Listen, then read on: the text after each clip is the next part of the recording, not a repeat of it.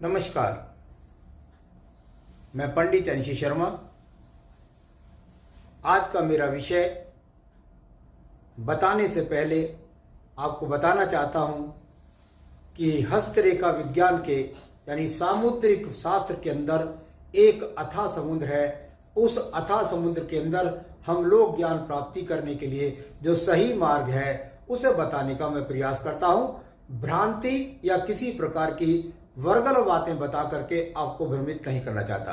तो चलिए आज मैं बताऊंगा आयु रेखा से निकल करके और शनि पर्वत को यदि आपकी कोई शाखा पहुंचती है तो उसका मतलब आपको क्या समझना चाहिए या क्या होता है।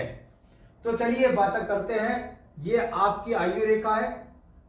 आयु रेखा से एक शाखा निकली और इस प्रकार से शाखा निकल करके और वह जाकर के शनि पर्वत के अंदर एंट्री कर गई। यानी अगर देखें तो ये जो रेखा है जिसको हम भाग्य रेखा बोलते हैं, ये भाग्य रेखा आपको यहाँ केतु पर्वत से भी निकलती दिखाई देगी, आपको चंद्र पर्वत से निकलती दिखाई देगी, कितने ही पर्वतों में मंगल से निकलती है। लेकिन जब ये आयु रेखा से इसके अंदर नहीं काटनी चाहिए, यानी ये अंदर से नहीं, ये यहां से ही आयु रेखा से ही एक शाखा निकल करके और एंट्री कर रही है। यदि ये शाखा इस प्रकार से शनि पर्वत को पहुंचती है तो ऐसा व्यक्ति अपने ही बलबूते से, अपनी ही मेहनत से, अपने ही कर्म से, अपनी ही हिम्मत से खुद स्वयं को सिद्ध करता है। ऐसा व्यक्ति साहसिक होता है। ऐसा व्यक्ति कार्यों में कभी हार नहीं मानने वाला होता है।